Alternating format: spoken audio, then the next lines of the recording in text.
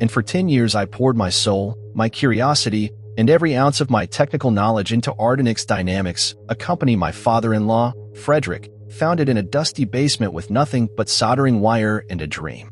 Back then, the world beyond that basement was a blur of skepticism and doubt. Yet Frederick believed in the power of an idea nurtured by quiet dedication, so he and I soldered circuit boards and sketched patent diagrams under a single bare bulb. I didn't come from a flashy background. I learned electronics by tearing apart broken radios in my father's garage, so my hands moved over resistors and capacitors like a pianist's across ivory keys. Frederick recognized that steadiness in me, the fact that while others chased headlines, I chased reliability, performance, and precision. He taught me early on that noise could never substitute for substance. Yet the moment Ardenix Dynamics moved from that basement to a high-rise suite with floor-to-ceiling windows, my role in the company changed. My wife, Clarice, her brother Troy, and her sister Mia arrived with champagne toast and buzzwords. They believed that the right selfie at the right expo would eclipse the months I spent teaching a microcontroller to regulate heart rhythms. When Clarice announced our engagement at a gala, she made sure the press release highlighted her charitable foundation partnership. Troy, with his trademark slicked back hair, talked up market disruption strategies at investor lunches. Mia, ever the showrunner, choreographed product launches like Hollywood red carpet events. Their voices filled every corridor of Ardenix. Mine was the one they barely heard. They never saw me as an equal. At strategy sessions, they dominated the conversation with bravado, Clarice passionately outlining signature events, Troy pontificating on brand perception metrics, Mia dazzling with viral campaign projections. I paid attention. I took notes. I logged every question, every requirement, every glitch in the prototypes. I'd stayed up all night debugging. While they rallied focus groups, I reverse-engineered feedback and retooled drivers until our devices performed flawlessly in simulations. This marriage of hype and hardware fascinated me. They fed off public attention, I fed off circuit diagrams. But instead of valuing that balance, they assumed my quiet insistence on excellence stemmed from timidity. I didn't argue back. Words bounce off the thick glass walls of confidence, but data never lies. So I documented. I built. I listened. When a wireless neural interface lost calibration in extreme temperatures, I was in the lab with my pencil behind my ear, hypothesizing heat exchange coefficients and redesigning thermal shields. When a $1,000 coffee machine broke in the executive lounge, I fixed it with a precision screwdriver and a spool of solder, earning a grateful nod from the receptionist rather than a front-page announcement. They saw me as the silent caretaker of the company's behind-the-scenes machinery, not as the architect of its future. At family dinners, they joked that I was just the quiet engineer married into the dynasty, the odd one out, as Troy liked to say with a mocking grin, while Clarice and Mia laughed at their brother's wit. My presence barely registered beyond the polite smile I offered at the head of the table. Where they adorned themselves with flashy jewelry, I wore a simple silver watch that doubled as a prototype heart rate monitor. They believed that charisma equaled competence, but I believed in craftsmanship so precise that every resistor, every transistor, every line of code carried my signature. I was content to let results speak louder than press releases.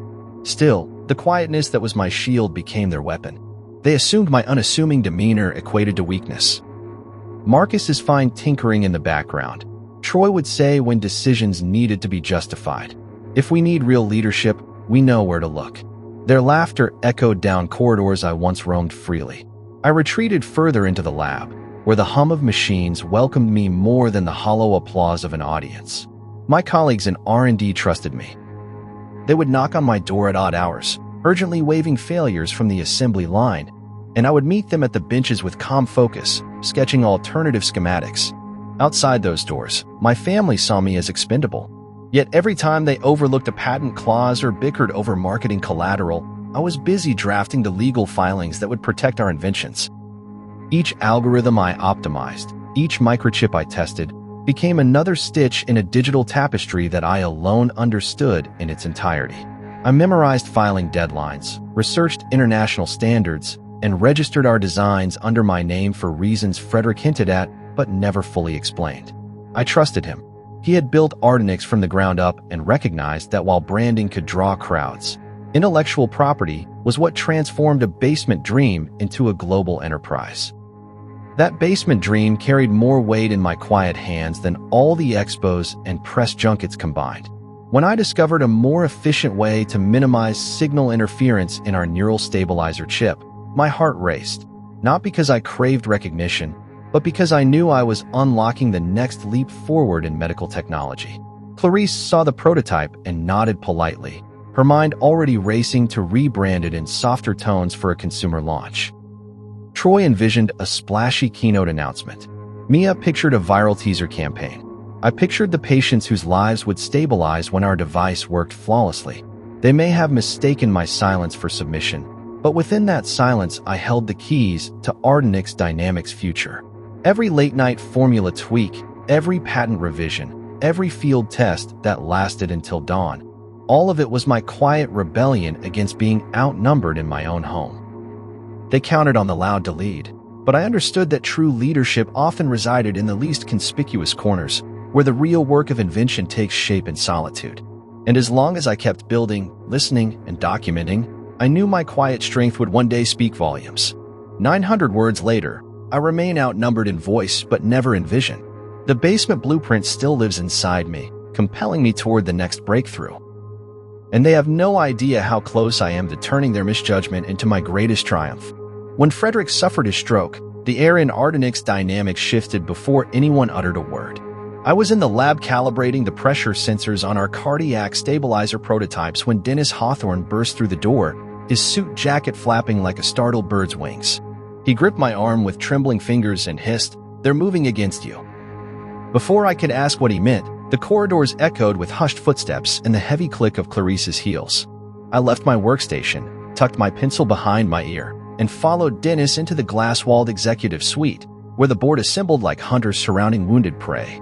Troy stood at the head of the table, his back ramrod straight, chin tilted upward in triumph. Mia was seated beside him, her eyes fixed on the screens projecting quarterly revenue graphs. Graphs she had redesigned to look rosier than reality. Clarice leaned forward in her chair, her fingers entwined as if in prayer, though her lips curved in a faint smirk. Nobody spared me a glance. The room's antiseptic brightness felt like interrogation lights. I realized then that Ardenix Dynamics had become a stage for their power plays, and I, the quiet engineer, was the humiliating intermission they'd planned to cancel. Troy slammed a folder onto the table, rattling the polished surface. Effective immediately, Marcus Wynn is relieved of all executive responsibilities, he announced. His voice carried across the glass as loudly as any broadcast. Behind him, Mia tapped her manicured nail against her tablet, eyes dancing with vindication. Clarice didn't even raise her gaze. She simply nodded in agreement, as though the decision was a foregone conclusion. Dennis cleared his throat, pushing his spectacles up the bridge of his nose. "Procedurally, we're in compliance," he said, voice wavering. "Marcus will receive severance and advisory stock options." I felt nothing at first, a dispassionate observer to my own downfall. My mind cataloged every detail: the stark whiteness of the chairs, the dull gleam of the conference table, the faint hum of the HVAC system. Then a familiar calm spread through me, as though I was still deep within that basement lab.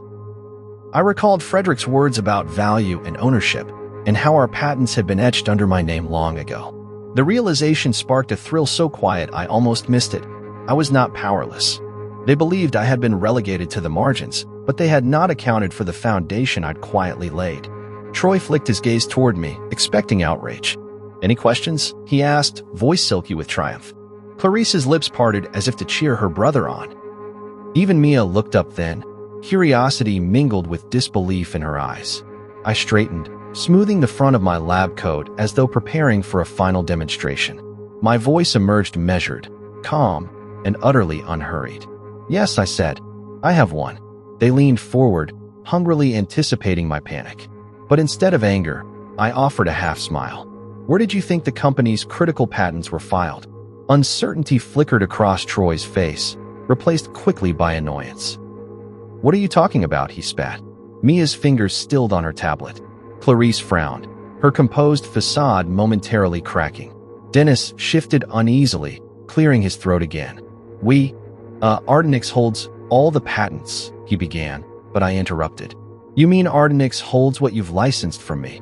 I said, letting the words hang in the air like smoke rings. "Every neural interface, every stabilizer chip, every precision feedback module. Those patents are under my name, not the company's. Ardenix Dynamics has only licensed them under terms that are fully revocable." I saw Troy's face blanch, Mia's jaw go slack, Clarice's nod freeze in midair. Each of them realized, in that instant, that they had been celebrating a victory built on sand. Silence stretched taut, then shattered under the weight of my next words. "You just removed the one person with irrevocable rights to every piece of technology holding this company together."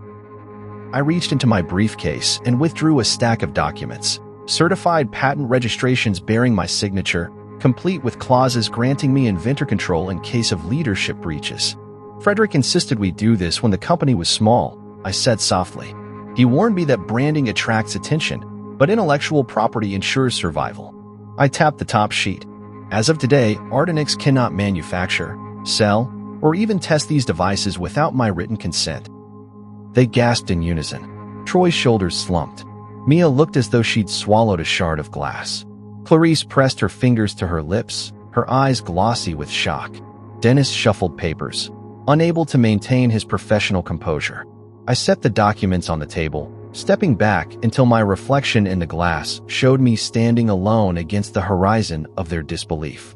"And now," I said, voice steady as the hum of a running circuit, "we can discuss how you want to proceed." I turned on my heel and walked away, leaving behind a boardroom in chaos, a family reeling from its own machinations, and a silent engineer who had finally reclaimed his power.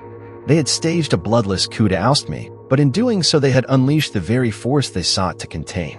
No flashy expo, no viral campaign could reverse the tide I had set in motion through quiet diligence. And as the doors closed behind me, I knew Ardenix Dynamics would never recover from the coup they had tried to deliver, because it was mine to command all along. I moved through the aisles of the R&D wing like a man performing a ritual he had practiced in his mind countless times, though never under the harsh fluorescence of an office building. My hand shook only slightly as I lifted framed family photos from my desk. Clarice and me on our wedding day, me holding a prototype board at a late-night demo, a candid snapshot of Frederick and me toasting solder fumes in the old basement. I placed each picture carefully into a reinforced cardboard box stamped with my name. As I wrapped the thick stack of patent blueprints in acid-free sleeves, my mind replayed the moment Troy had delivered the board's verdict. Marcus Wynn is relieved of executive responsibilities, effective immediately. My breathing slowed, matching the steady hum of the ventilation system, and I reminded myself that I was not walking out of Ardenix Dynamics. I was stepping into a future I had already secured. I reached for the wooden model of our first neural stabilizer chip, the one that had saved a research subject from a fatal arrhythmia during early clinical trials. This chip was my genius and my confession, a testament to nights spent insulating microscopic traces of metal with epoxy and recalibrating signal thresholds to the nanovolt. I held it in my palm, feeling its carved grooves and faint warmth where the laboratory lamps had lingered over it. Tucking it into a custom foam-lined case, I took a moment to breathe in the faint scent of flux and patience that clung to its contours. This was more than hardware, it was my legacy.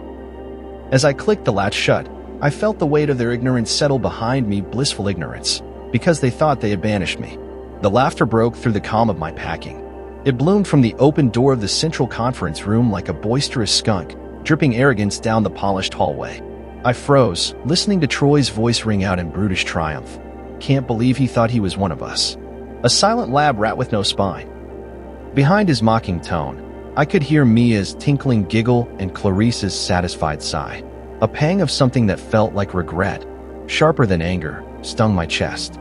I remembered the bride I married, the promises whispered beneath cathedral arches, and wondered how few of those promises had stood the test of profit and power. Still, I did not slam any doors. I did not hurl boxes down the corridor. I kept my hands steady and continued placing my personal items. My notebook of half-finished circuit diagrams, the vintage fountain pen Frederick had given me, and the unassuming silver band I wore as a reminder that my greatest title was inventor, not interloper. While they celebrated their new era of noise and glitter, I finished packing the last of my belongings. Then I turned to the lab bench, where my soldering iron lay dormant, its tip cold without a circuit to warm it. On that bench rested the final prototype for the neural stabilizer chip. The very design that would define Ardenix's next generation of life-saving devices. I lifted the prototype with reverence, as though it were a fragile bird about to be set free. As I tucked it into my leather briefcase, I whispered into the hushed vacuum of the empty lab, "I'm not saying goodbye. I'm saying, until we meet again on my terms." I closed the briefcase and slung it over my shoulder.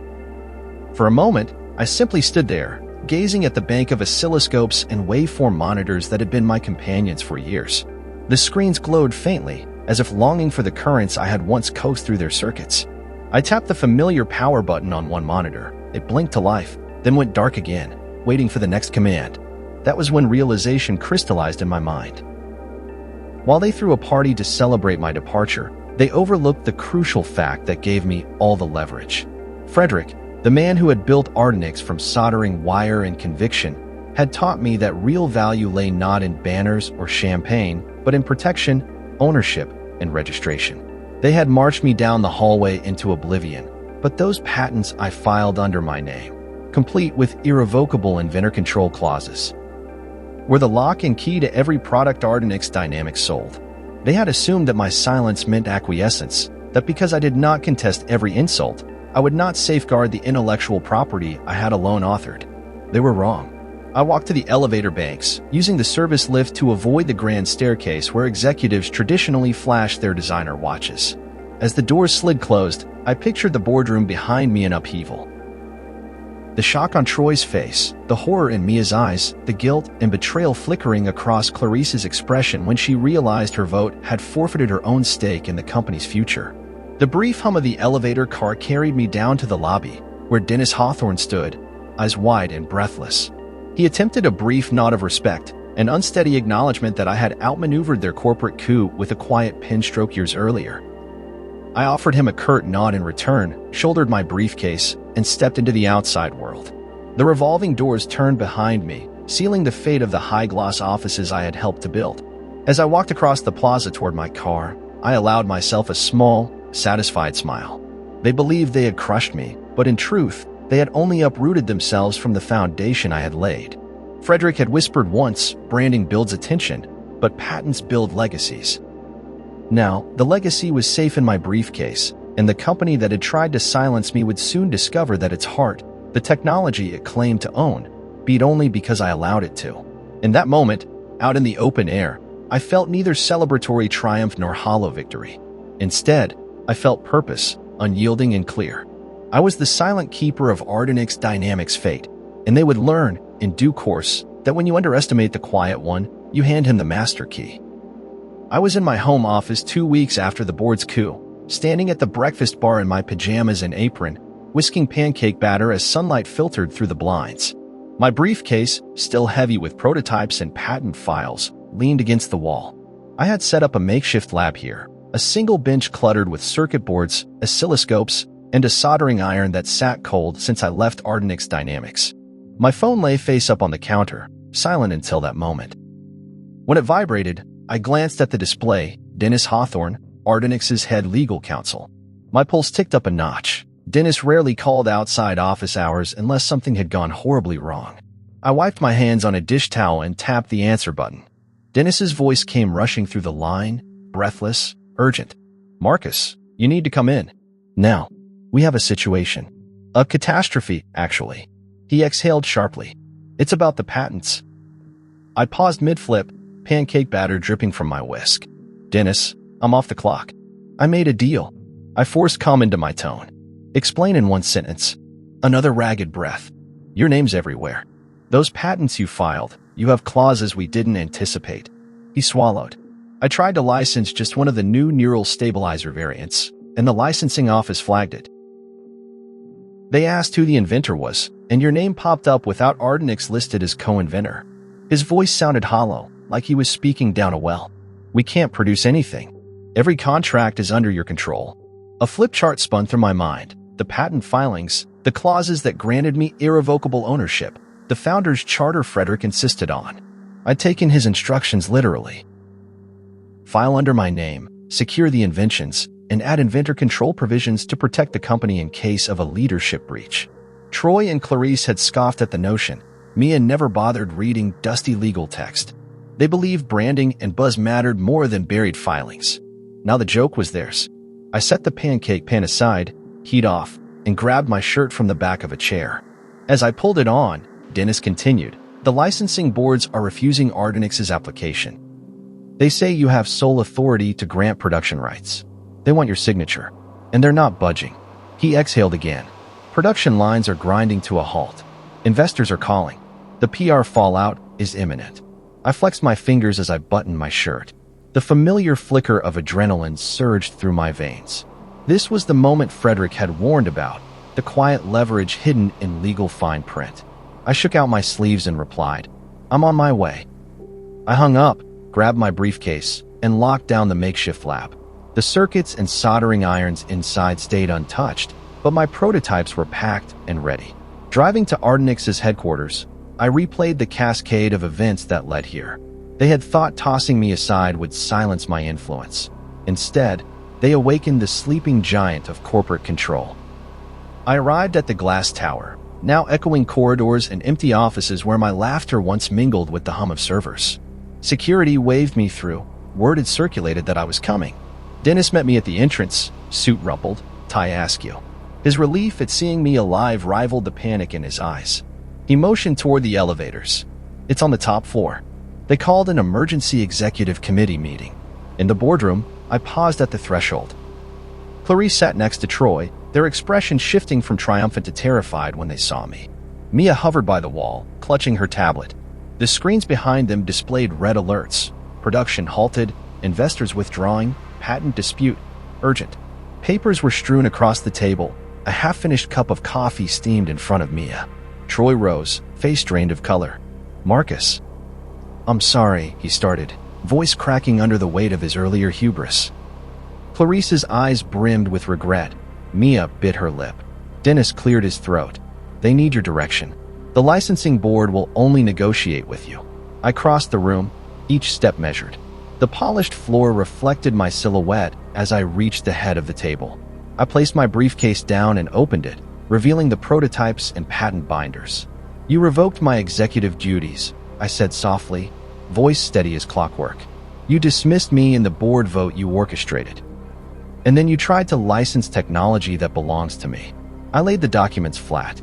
Every patent, every claim, every revision is under my name. Ardenix holds a license that I alone can revoke. Clarice's voice trembled as she asked, "Why didn't you tell us this before?" My gaze met hers. I could see heartbreak and shame mingling in her eyes. "Because you never asked," I answered. "You assumed silence was compliance." I placed a hand on the stack of files. "Let's fix this. We can renegotiate with the licensing board. You reinstate me with the authority to sign all necessary documents. You ratify my position as Chief Innovation Officer. You acknowledge my rights as inventor." Troy swallowed and nodded. "Yes, of course." Mia exhaled, relief softening her shoulders. Dennis passed me a fresh coffee. I signed the ratification documents and the licensing agreements in one swift session, my signature like an unexpected storm breaking their drought of oversight. As I stamped patents with official seals, the red alert screens flickered to green. Production resumed, licensing secured, investors reassured. The air in the room shifted. The executives who had banished me now gathered around, deferring to my authority. Clarice reached for my hand, voice choked. I didn't understand. "I'm sorry I ever doubted you." I squeezed her hand, words deliberate. "Innovation isn't about volume. It's about value. We needed both." When the meeting adjourned, I packed my briefcase again, prototypes secure, patents protected, company crisis averted. As I left the boardroom, Troy murmured, "You're why Ardenix exists." I allowed a satisfied smile. Outside, Dennis caught up with me. He clapped me on the shoulder and said, "You saved the company." I looked up at the tower's reflective facade, the early afternoon sun shimmering across its surface. In that moment, I felt the quiet certainty that had guided me since that basement lab. While noise can attract attention, silence holds the power to protect and the wisdom to prevail. And in mastering that silence, I had mastered Ardenix dynamics itself. I strode through the glass foyer of Ardenix Dynamics with the certainty of a man returning to reclaim territory he had never truly lost. The polished marble floor glinted beneath my shoes, each step echoing the quiet resolve that had carried me through the past fortnight. Security recognized my briefcase first, pausing me for a nod before allowing access to the executive elevator. As the door slid shut, I rehearsed the words I would speak, the evidence I would present, and the calm authority I would embody. This emergency meeting would determine Ardenix's fate, and I knew exactly where the power lay. When the elevator doors opened onto the 25th floor, I found the conference room door ajar, the low murmur of anxious voices drifting through the gap. I paused, straightened my tie, and stepped inside. Immediately, a hush fell over the assembled board and senior executives. Troy sat at the head of the table, his face more drawn and colorless than usual. Mia's tablet lay open before her, charts red with failure projections. Clarice sat beside them, shoulders hunched, eyes clouded with guilt. Dennis hovered at the back, fidgeting with folders stamped urgent. I set my briefcase on the table, the metallic click of its combination lock punctuating the silence. Troy cleared his throat, voice brittle. "Marcus, thank you for coming." He offered a tight smile that didn't reach his eyes. I nodded, unclasping the briefcase and setting the foam-lined prototype cases gently on the polished wood. I then placed the bound patent documents next to them, the crisp white spines bearing my name in bold type. "You called this meeting," I reminded them softly. "What's the situation?" Mia exchanged a glance with Troy before speaking. "Production has completely halted. Suppliers are demanding clarification on who has authority to approve manufacture. Investors, they've pulled back on our Series C funding until we resolve the patent ownership issue." She tapped her tablet, and the screen displayed a cascade of red alerts. Manufacturing license suspended, patent litigation threat, revenue projections cut by 40%. She met my gaze with desperation. "We need your signature. We need you to tell them Ardenix Dynamics has the rights." I watched Clarice lower her head, clasping her hands in her lap. For a moment, the only sound was the hum of the overhead lights. Then Troy leaned forward, voice thick with forced optimism. "The board asks that you waive your inventor control clause, allow us to operate as if the patents belong to Ardenix, and we'll amend the founder's charter to acknowledge you as COO of innovation." He paused. "It's a fair compromise." I assessed them each in turn. Troy, the self-appointed CEO whose understanding of technology began and ended at buzzwords. Mia, whose marketing genius had produced glittering campaigns but no working devices. And Clarice, my wife, whose loyalty had faltered when power was at stake. They offered a compromise that conceded nothing to my rightful ownership. It felt perfunctory, an attempt to paper over a gaping wound. So I picked up the top patent binder and opened it to the clause in question. My hand hovered above the page, the scent of fresh ink mingling with the sterile corporate air. "You misunderstand," I said evenly. "The Founder's Charter already names me Chief Innovation Officer with irrevocable rights to all inventions. You can't amend that unilaterally." I traced a finger down the clause granting me inventor control should executive leadership attempt to override the original filing. This isn't negotiable, because it was never meant to be. Frederick insisted, before his stroke, that the bones of Ardenix be held by the person building them. Troy's jaw clenched. "You're being difficult." He waved at the halted production graphs. "Promises to clients are drying up. We're bleeding money. We need a quick fix." His glare sought to coerce me with the weight of their desperation. I closed the binder deliberately, the thud echoing across the table. "A quick fix would be to use a forged signature," I replied softly. "But I've never forged anything in my life." The room stiffened. I unzipped my briefcase and withdrew a confidential memo from the legal department, one I had drafted before leaving Ardenix's offices. The memo detailed the licensing office's inquiries and Ardenix's improper instructions. "License under corporate name only. Do not disclose inventor details." That misstep, I said, had alerted regulators that Ardenix had attempted to conceal the true inventor. The fallout was now fully visible in the red alerts across Mia's tablet. "We can't move forward until the record is corrected," I said. "Ardenix must acknowledge my inventor status in every licensing application, grant me sole authority to approve productions, and reaffirm those terms in a board resolution. After that, we can reapply, and production will resume." I paused, letting the magnitude of my conditions settle in. "I will not waive my rights, because if I do, I lose the very leverage needed to protect the company from future power grabs. Clarice looked up, tears brimming. Marcus, please. I never wanted it to come to this. She clasped her hands to her chest. I thought I was doing what was best for us. I softened my tone. You did what you thought was best when you pushed me out. I'm asking now that you place value on what I do best, securing our technology so Ardenix can survive. Not flashy launches, not viral marketing stunts, real, tangible innovation that saves lives. I closed the binder and rose, gathering my documents. I'm prepared to lead this rescue. But you must formally restore my authority. Troy buried his face in his hands. Mia exhaled, relief softening her shoulders. Dennis let out a shaky breath. Clarice reached across the table, squeezing my hand. We agree, she whispered. We want you fully reinstated. I nodded, setting the memo and binders back into my briefcase with careful precision. Draw up the board resolution, I said. I'll review it. Then we'll resubmit the licensing applications correctly. Within 48 hours, production will restart. As I straightened my jacket, a shift rippled through the room. The desperation in their postures gave way to deference. They saw now that the path forward lay through me. Exiting the conference room, I caught Troy's eye. His nod was grudging but sincere. Mia offered a tentative smile. Clarice brushed a loose strand of hair behind her ear, her gratitude both personal and professional. Dennis closed the door behind me with a click that sounded like the resetting of a lock. In the corridor, I paused and glanced back at the conference room's reflective glass. Inside, they huddled over their devices and documents, the weight of the emergency meeting lifting slowly.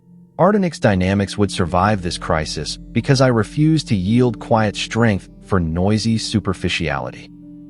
And as I walked toward the elevator, briefcase in hand and purpose in my stride, I felt the steady hum of conviction in my bones. They would never again outnumber me in the only territory that truly mattered, the domain of invention itself. Frederick always said that vision without structure is like a house built on sand, and as I walked through the halls of Ardenix Dynamics that afternoon, I carried his words in my mind like a talisman. The boardroom door stood wide open, the polished mahogany table gleaming under the recessed lights. Inside, Troy and Mia hovered over their tablets. Clarice's brow furrowed as she reread the resolution they drafted earlier that morning.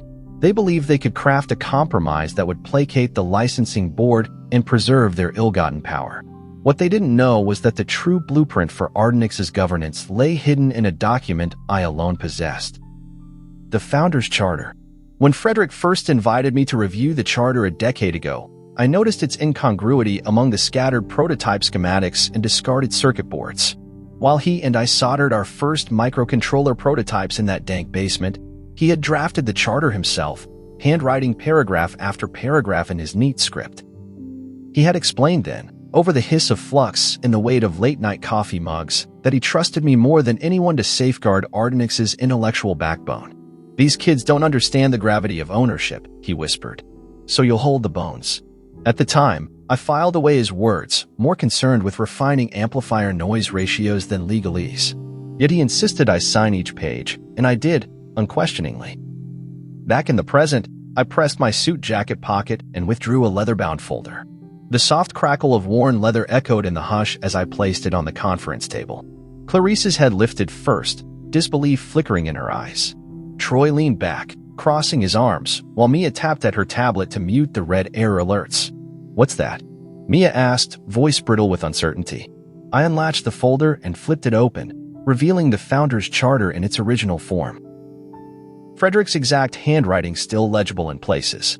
The margins contained my initials, dated and authenticated. I spread the pages across the table. This, I said, voice firm, is Ardenix Dynamics Founders' Charter as signed by Frederick and co-founders, including myself.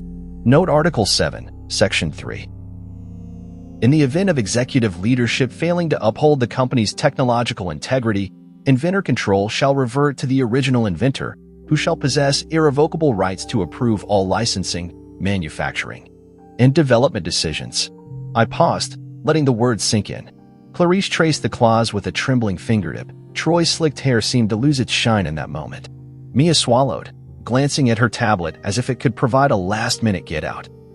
I continued. Frederick insisted on this clause a decade ago when the company still operated out of a borrowed storefront. He feared that when Ardenix attracted attention, quick players would try to wrest control from those who built its innovations. He was right. I looked at each of them in turn. You have attempted to override this clause through your board vote. You have attempted to license technology that you no longer license, because licensing authority reverted to me upon your removal of my executive duties. Now you propose amending the charter unilaterally? That's impossible. The charter requires a unanimous vote by all original signatories to be amended. Troy's composure faltered. He glanced at Clarice, who swallowed hard, her confidence crumbling. We didn't know, she whispered. We never read it. I nodded. I know. You dismissed legal footnotes as distractions. You considered my silence an absence of objection, not a subtle assertion of ownership. I closed the folder with deliberate care. But silence is not surrender. It's a shield until you force it aside. Mia's voice quavered as she asked, "What do we do now?" I leaned forward, elbows on the table, and looked each of them in the eye. We do what Ardenix Dynamics has always needed. Respect the tech that built us. We reinstate my position formally, ratify the Founders' Charter in its original form, and notify the licensing board that inventor control resides with me. Then we reapply. I allowed a small smile. After that, we can discuss governance changes, provided they honor the clause requiring unanimous consent by original signatories. Clarice exhaled, the tension in her shoulders easing as she reached out to squeeze my hand. I'm sorry, she said, voice thick with regret. I never intended to undermine you. I met her gaze. I know. Then, turning to Troy and Mia, I said, you have two choices. Recognize the Founders' Clause and move forward with transparency, or face the very real possibility that Ardenix cannot function without my authorization. I will not waive my rights, because if I do, I risk the company's future and my own legacy. Troy ran a hand through his hair, eyes downcast. Mia tapped her tablet, clearing the error alerts one by one. Clarice drew a deep breath and nodded. We acknowledge the clause, she declared. We reinstate your title with inventor control intact. We sign the resolution now. Dennis Hawthorne, who had been penciling frantic notes at the table's edge, stood and cleared his throat. I'll prepare the documentation immediately. As Dennis stepped out to coordinate with legal, the room exhaled as one. The oppressive cloud of crisis lifted, replaced by a fragile but genuine sense of collaboration. Clarice offered me a tentative smile that carried the weight of apology and renewed trust. Troy and Mia shared a look that acknowledged their mistake and the relief of resolution.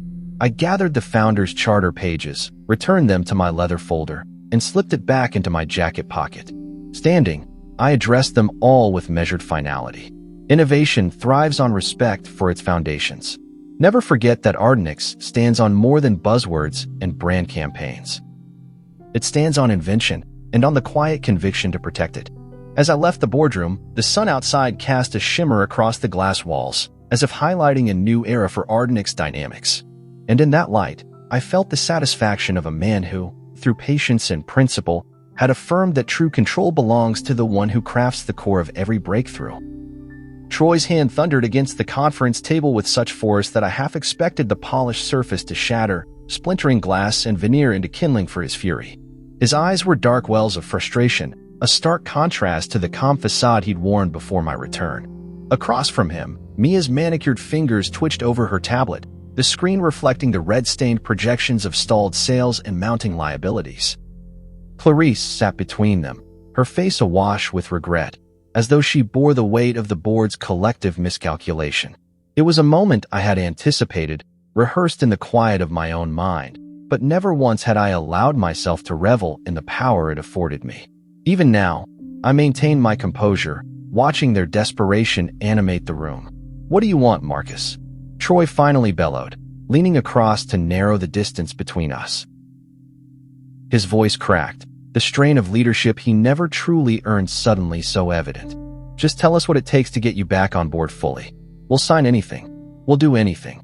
His eyes blazed, offering both accusation and plea. I regarded Troy with a measured expression, feeling the familiar hum of tension coil inside me. The polished mahogany under my fingertips was cool, grounding me in the reality of my demands. Too many times in the past I had conceded, smoothed ruffled feathers, and let harmony overshadow principle. Not today. I would not salvage their veneer of authority at the expense of Ardenix's integrity. Here's what's going to happen, I said, my voice low but unyielding, carrying the weight of every patent clause and legal safeguard I had invested my career in. I stood, smoothing the lapels of my suit jacket as though preparing for a demonstration of equal parts conviction and courtesy. First, you will reinstate me as Chief Innovation Officer with full creative and strategic control over R&D. That role must include unilateral authority to approve any new prototypes, production processes, or licensing negotiations without further board interference. I paused to let the significance of that demand settle in. Second, you will restore the R&D budget to its pre-coup levels, without subjecting expenditures to ad hoc vote or micromanagement by marketing or PR departments. Mia's eyebrows arched in thinly veiled horror at the implication of her own team being cut out of budgetary oversight, but I kept going. Third, you will maintain a policy that no licensing or patent application shall proceed without my written authorization. That policy will be codified in the Corporate Governance Manual and enforced by the head legal counsel. I fixed my gaze on Clarice. And fourth, you will formally acknowledge the Inventor Control Clause in all investor communications, ensuring that no one mistakes Ardenix's capacity without the inventor's consent. I stepped back, placing both hands on the table's edge. You must agree to these terms now, or we will negotiate no further. Silence stretched thicker than any steel alloy we'd ever tested. Clarice's lips trembled as she swallowed against a lump in her throat. Troy's jaw clenched, veins pulsing at his temple. Mia's tablet lay forgotten as her eyes darted between us. I had laid my demand bare, unvarnished by compromise. They were out of options, yet I gave them space to understand the magnitude of what I asked. Troy was first to break. He drew in a ragged breath and nodded stiffly. His pride had been wounded, but business acumen finally prevailed. Agreed, he said through clenched teeth. Mia exhaled sharply, fingers finding her tablet again. Clarice leaned forward, her voice soft but resolute. Yes, Marcus. We will sign the resolution. I picked up the folder I had brought, its spine creaking just enough to punctuate the moment. I withdrew the draft resolution I had prepared in anticipation of this very concession, a codicil to the founder's charter, binding and enforceable. As I moved among them, passing the document first to Clarice, then to Troy, then to Mia, I saw each of them hesitate only a moment before their signatures etched themselves onto the page. The ink was dark, the commitments clear. It was a turning point. The board's desperation had been channeled into necessary realignment. When the final signature was set, I returned the folder to my briefcase. The mood in the room shifted instantly. Where desperation and anger had crackled, a tentative hope now flickered. Investors would see a unified front. Clients would notice the uninterrupted flow of product news. And above all, R&D would breathe again. Thank you, I said simply, feeling the tension drain from my shoulders. I closed my briefcase with decisive finality. Clarice reached out and touched my arm, her eyes glistening. I'm so sorry I ever doubted you, she whispered. I offered her a gentle nod. Let's move forward, I replied. Together. Her smile was small but genuine, a bridge spanning the gulf that had threatened to swallow Ardenix. As I left the boardroom, footsteps echoing down the corridor, I sensed the weight of their relief behind me. Production schedules would be retooled, contracts rewritten, and budgets reallocated in short order. But for now, I allowed myself a single moment to acknowledge the significance of what had transpired. They had demanded everything from me in desperation, and I had extracted from them exactly what Ardenix needed to survive and thrive. Out in the lobby, Dennis Hawthorne fell into step beside me, his eyes bright with conviction. That was remarkable, he said quietly. I offered a half smile as the glass doors parted before us. The afternoon sun streamed in, and I realized that Ardenix dynamics had turned a corner. They would no longer underestimate the quiet one, nor mistake my silence for acquiescence. The master key was firmly back in my possession, and the future of our company was once again secure under the exacting standards that only a true inventor could uphold. When the ink dried on the newly signed resolution, a palpable shift rippled through Ardenix dynamics. The boardroom's stale air cleared as if a window had opened, letting in fresh trust alongside the afternoon light. I gathered my briefcase and prototypes, nodding to Clarice, Troy, and Mia, each of whom now met my gaze without hesitation or doubt. Their expressions mixed relief and resolve, an unspoken acknowledgement that our survival depended on more than flair or bravado. In the days that followed, I reclaimed my office and lab. a sanctuary of soldering irons, oscilloscopes, and half-assembled circuit boards. The familiar hum of equipment greeted me like an old friend, and I breathed in the familiar scent of flux and acrylate. The R&D team trickled back to their benches, their shoulders easing as they saw me step through the doorway. Whispers of welcome back and glad you're here floated across the lab benches. No longer relegated to a corner office under a forced advisory title, I was once again entrusted with the lifeblood of Ardenix's innovation.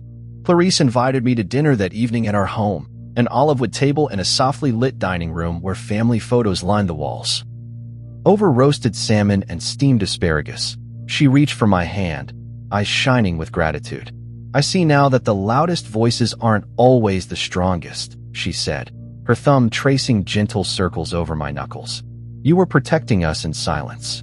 I smiled, tasting both her apology and sincerity. Protection isn't always loud, I replied. Sometimes it takes quiet vigilance. Back at the company, the board acted swiftly to restore our project timelines. Investors received transparent updates, referencing the charter and inventor control clauses to reassure them that Ardenix was back on a secure foundation. Legal counsel distributed amended licensing agreements, and within 48 hours, production lines were to life again. The first batch of neural stabilizer chips rolled off the assembly line, each one tested against the exacting standards I had established years before. Their precision and reliability outperformed our previous runs, a testament to the unimpeded process now in place. Mia oversaw a modest relaunch, eschewing extravagant expos for a targeted demonstration to key medical partners.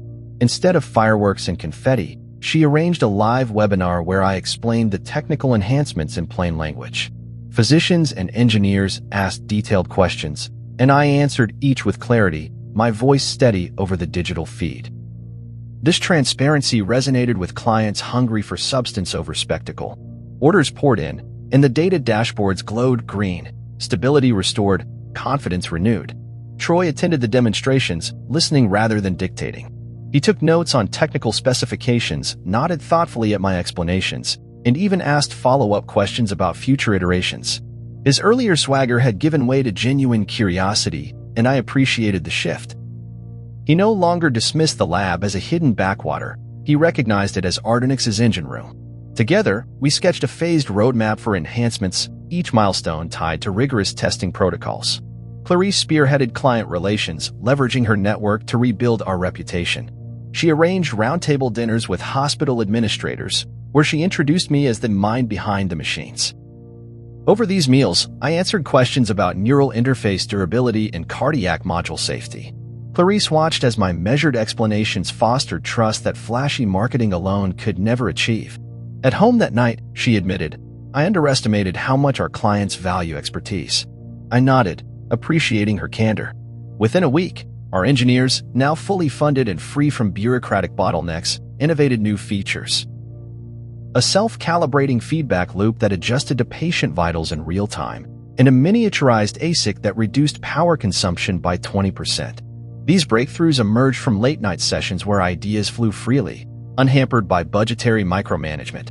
I oversaw the final prototypes, confirming tolerances with micrometer precision. Each success reaffirmed why Ardenix needed a safeguarded R&D core. Investors responded accordingly, not with catchphrases but with capital. A fresh infusion earmarked specifically for exploration into next-generation neural applications. They cited my reinstatement and the clarified governance structure as the rationale, impressed that Ardenix had turned near catastrophe into renewed momentum. In board meetings, I presented the updated pipeline and risk assessments, my colleagues deferring to my technical expertise rather than dominating the agenda. Late one evening, I walked the empty corridors of our wing, pausing at the lab's glass wall. Inside, the familiar glow of oscilloscopes and brewing ideas welcomed me like a beacon. I placed a hand on the cool glass and whispered, "We're home." The hum of acrylic and algorithm reflected my renewed commitment to protect Ardenix's heart through quiet diligence, to balance vision with structure, and to ensure that our legacy rested on both innovation and integrity. In the end, it wasn't a flashy expo or a viral campaign that rebooted Ardenix dynamics. It was respect for the work done in silence, The unbreakable clauses pinned when our company was young, and the collective resolve to reset and rebuild from a foundation that could never be shaken. And as long as I held that foundation, the company, and the family behind it, would thrive in ways they had only just begun to imagine. Late one evening, long after the lab lights had dimmed and the last of the engineers had filed out, I found Clarice alone at her desk in the corner office, poring over client feedback reports. The soft glow of her computer screen painted her face in muted shades of regret and resolve. She looked up when I entered and offered a small, tentative smile. "Marcus," she said, her voice gentle, "I owe you more than I can ever express." I closed the door behind me and crossed the polished floor, pausing to study the stacks of partnership proposals she'd organized. "You don't owe me anything," I replied quietly, pulling her chair out. "You recognized what I already knew. Innovation needs both vision and structure." She nodded, gathering her papers and setting them aside. "I understand now that being loud doesn't mean being right," she admitted, eyes reflecting the soft amber of the desk lamp. I was so focused on perception that I forgot substance matters most. I sat beside her, looking out at the city lights beyond the tinted glass. "It takes courage to admit that," I said. She reached for my hand, and for a moment we shared a quiet breath, the weight of past mistakes giving way to renewed partnership. In the weeks that followed, the board dynamics transformed almost imperceptibly. At the next quarterly meeting, Troy spoke first, presenting a concise analysis of production metrics that highlighted our recent breakthroughs. His tone was neither boastful nor defensive, it was collaborative. When I raised a question about supply chain optimizations, he paused, nodded, and asked to hear more. That moment, him listening, felt like a turning point. He was no longer the self-proclaimed interim CEO chasing headlines. He was a partner in progress. Mia, too, shifted her approach. Gone were the glossy. During her presentation, she paused mid-sentence to inject a technical aside. As Marcus has demonstrated, our chips hold tolerance variances within plus or minus 2 microns under extreme conditions. The room paused, acknowledging her respect for the engineering details that once seemed beneath her notice. Clarice took the floor last, recounting conversations she'd had with hospital administrators and venture partners. When she introduced me as the quiet force behind every Ardenix innovation, her pride was genuine, not performative. A round of applause followed, warm, appreciative, and devoid of the forced dramatics that once defined our gatherings. I felt gratitude bloom in my chest, not for the recognition, but for the teamwork that had nurtured it. Outside the boardroom, I saw junior engineers pausing in the hall to offer a nod of respect. Administrative staff greeted me with genuine smiles. The office atmosphere had shed its earlier tension, collaboration had become the new currency. Even in the R&D wing, I overheard conversations about next-generation prototypes, seasoned with casual references to corporate strategy. The lab and the boardroom were no longer separate worlds but parts of a shared ecosystem. That evening, walking back to my office, I passed a frame quote I'd once hung above my workstation. "Silent dedication builds unbreakable foundations." I paused and traced the letters with a fingertip, a reminder of the principle that had guided me through every challenge. It felt surreal that my once private creed had quietly reshaped the culture of an entire enterprise. When I reached my desk, a fresh prototype circuit board waited under its clear casing, accompanied by a mock-up of new packaging design that balanced aesthetic appeal with informative precision. I smiled at the synergy of form and function laid out before me. With careful hands, I lifted the casing and set the board before the microscope, prepared to test its conductivity under simulated stress.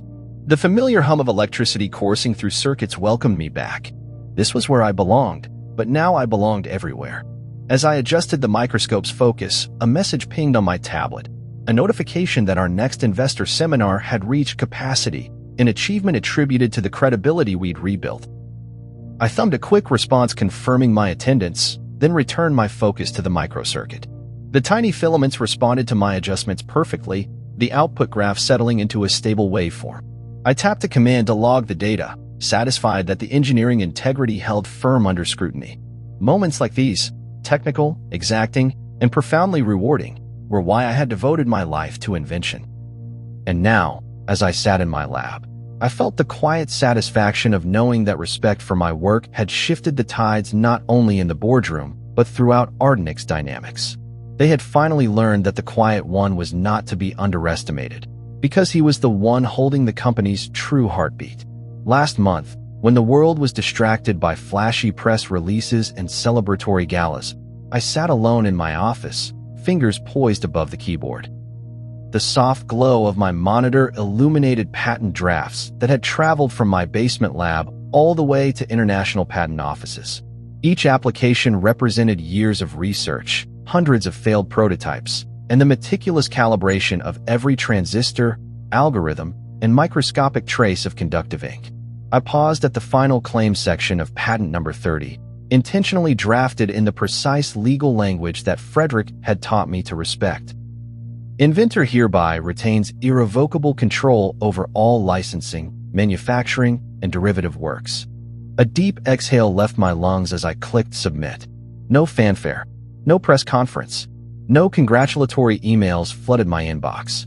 The world would know in due course, when patent examiners in Geneva, Tokyo, and Sao Paulo appended their seals, and when rival companies sifted through patent databases looking for loopholes that simply did not exist. But in that moment, I savored the quiet efficiency of it, the silent signature that fortified Ardenix's future. My lab coat hung neatly on the back of my chair, dusted with solder residue and flecks of thermal compound. The prototypes on my bench gleamed under the task lamp, waiting for their next iteration. I felt a familiar thrill, protection accomplished. Clarice walked in unnoticed at first, her heels silent on the carpet.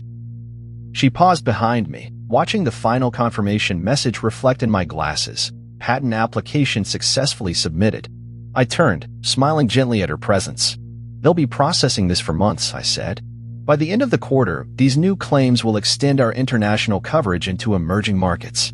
She stepped forward, eyes bright with pride. 30 patents, all under your name, she said softly. They've seen the numbers. Investors are more confident than ever. I slid the patent documents into a locked cabinet and replaced the key in my pocket. It's not about vengeance or showing up the board, I replied. It's about protection. She nodded, understanding the weight of those two words. We walked together down the hallway to the lab, where engineers huddled around a new test rig.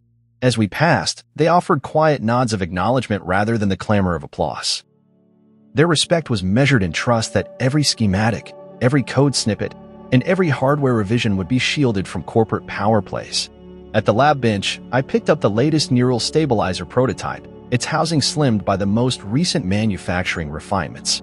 I ran a fingertip along its smooth edge, remembering the early days when these devices emerged from makeshift molds and 3D printed enclosures that cracked under pressure. Here stood the culmination of a decade's work, refined under policies that ensured inventor control. As I connected it to the waveform analyzer, a steady green line confirmed signal integrity within tolerances tighter than ever before. I allowed myself a moment to appreciate the silence of success. Later that afternoon, Troy sought me out in the conference area, a quiet alcove lined with whiteboards still scrawled with brainstorming ideas. He closed the door behind him. "Marcus, I wanted to say thank you," he began, voice sincere without a trace of the earlier arrogance. "You've given Ardenix a foundation that no one can erode." I regarded him thoughtfully, recalling the day he had declared me an outsider, convinced that my silence masked timidity. "I'm glad you understand now," I said. "Innovation doesn't thrive on noise. It thrives on structure and trust." He offered a firm nod. "Moving forward, I want to support your initiatives, not compete with them." That evening, as the sun dipped below the city skyline, casting long orange streaks across our high-rise windows, I reflected on the journey from that dusty basement to global patent filings. I thought of Frederick's frail hand guiding mine as we etched our signatures on the founder's charter. Signatures that still guarded Ardenix from internal power struggles. I envisioned future chapters, devices that interfaced seamlessly with the human nervous system, chips that learned and adapted autonomously, and sensors so small they could monitor vital signs without invasive procedures. All of it secured by inventor control clauses and silent signatures that could withstand boardroom machinations. When Clarice joined me for a late dinner in our kitchen, pancakes and coffee, echoing the morning ritual that once marked my quiet return, I toasted her with a mug that bore the company logo. "To silent victories," I said, raising the mug. She smiled, eyes reflecting the warmth of the overhead light. "And to the man who makes them," she replied. Over our meal, we spoke of plans to expand Ardenix's outreach, funding scholarships for biomedical engineering students, and sponsoring hackathons for young inventors. It felt fitting that we celebrate in humble simplicity rather than grand spectacle. In bed that night, I lay awake, listening to the distant hum of city traffic. I thought of Ardenix's future, not in press releases or marketing taglines, but in patent offices, research labs, and hospital wards where our devices would find real-world purpose. My mind drifted to early morning bench tests, late-night code reviews, and the constant hum of innovation guided by principles of ownership and protection. And as sleep claimed me, I knew that Ardenix Dynamics stood on a bedrock no boardroom coup could unsettle, a foundation built not on noise, but on the silent signatures etched in ink and sealed by unwavering conviction.